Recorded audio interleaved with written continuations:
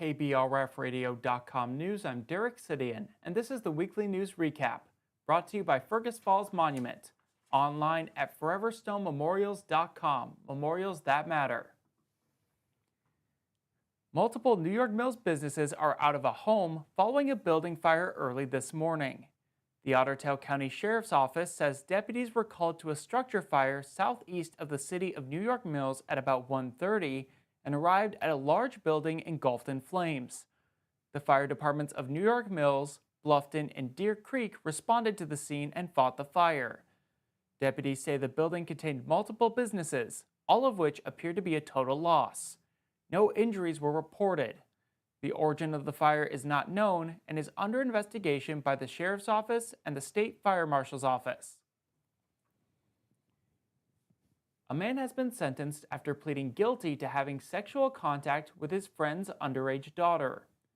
37-year-old David Tiemann of Brainerd has been sentenced to 27 months at the Minnesota Correctional Facility in St. Cloud after he pleaded guilty to inappropriately touching a teenage girl when they were living in the same house last December.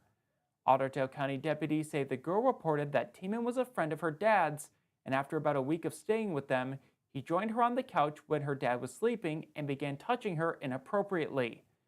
Deputies spoke with the girl's father, and when he was told about what happened, he became upset and pulled up in-home security footage. The footage showed Tiemann acting in a way that lined up with the daughter's statements. In addition to his 27 months in St. Cloud, Tiemann was also sentenced to 3 months at the Ottertail County Jail and 10 years probation. A woman has been charged for damaging the cars of both her ex-boyfriend and his new date. 20-year-old Maya Connie Jean Watkins of Pelican Rapids is charged with second-degree burglary, criminal damage to property, and contributing to the delinquency of a minor. According to Fergus Falls Police, 2 reports of damaged vehicles came in around the same time mid-February. The first victim said that she believed Watkins was responsible because she had recently told Watkins that she had started dating a man, and Watkins was upset because she had also been dating him. Court documents say that man lived with the second victim and often drove that victim's car. Police spoke with Watkins, who said that she and a 17-year-old friend were driving around on February 16th in the early morning when they decided to use Watkins' knife and damage the 2 vehicles. Watkins told the officers that they found out where the first victim lived, and the 17-year-old slashed the victim's tires while Watkins waited in her car. They then drove to the second victim's house, where Watkins says she went into the garage, slashed the tires and the front seats of the car, and scratched the body and hood. Court documents also say the damages to the second victim's car exceed $1,000 in repairs, and the first victim spent over $900 to replace her tires. Watkins made her first court appearance on Tuesday. A Fergus Falls woman has been charged for threatening a bank employee. Fergus Falls police say that on Monday morning, 71-year-old Cynthia Ray Nelson walked into a Fergus Falls bank, made comments about going postal, made a gun gesture with her hands, and said that she would be back. According to court documents, the employee assisting Nelson told officers she was in the bank because they needed to close her account and refund some money. Police say Nelson was extremely agitated and made the comment, "Maybe I'll go postal," before telling the employee that is when people go crazy and shoot a bunch of people, and made a gesture with her hand as if she was pulling a gun from her hip. Nelson later said she was unhappy with the bank and told the employee, "I'm not done with you," before leaving the building. Police went to Nelson's home and she immediately asked if she was being charged with something. The officer said that she would likely be charged, and she placed her hands behind her back and told them to take her away. Nelson is charged with threatening violence and disorderly conduct.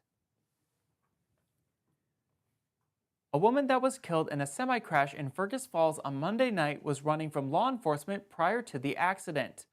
Clay County Sheriff Mark Empting says 32-year-old Jessica Sarah Vox of St. Francis ran from law enforcement officers attempting a traffic stop in Grant County. During the pursuit on I-94, Vox's SUV rear-ended a semi-truck and she was killed as a result. The semi-driver from St. Cloud was not injured. State troopers previously reported that the road was wet at the time of the accident and now say it is unknown if alcohol was also involved. Empting says the Clay County Sheriff's Office is investigating the crash. Mental health is part of everyone's story, and Ottertail County is proud to support Mental Health Awareness Month with this year's theme, Turning Awareness into Action. Throughout the month of May, the county will highlight resources, ideas, and practical steps that residents can take to support their own mental well-being and that of their loved ones. Ottertail County invites everyone to join in recognizing Mental Health Month and to take small, intentional steps toward better mental health for themselves and for the community. If you or someone you know needs free and confidential support, call or text the 988 Suicide and Crisis Lifeline. After 13 years of leading a Center for the Arts in downtown Fergus Falls, Michael Burgraff is retiring.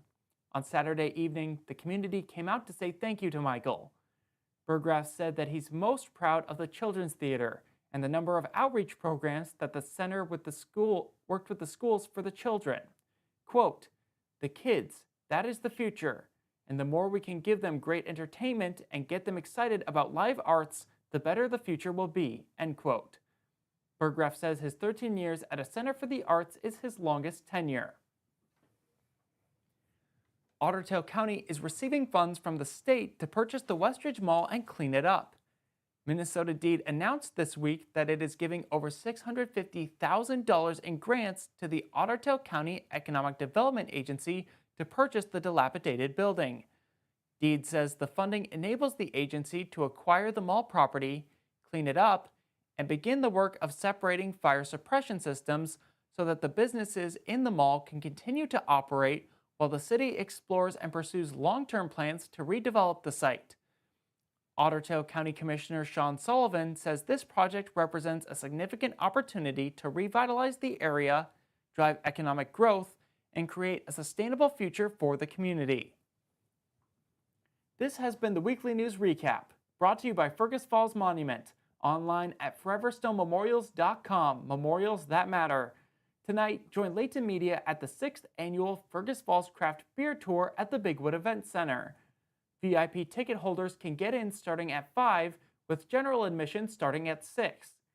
After the party ends at 9, a post-party will begin at Outstate Brewing.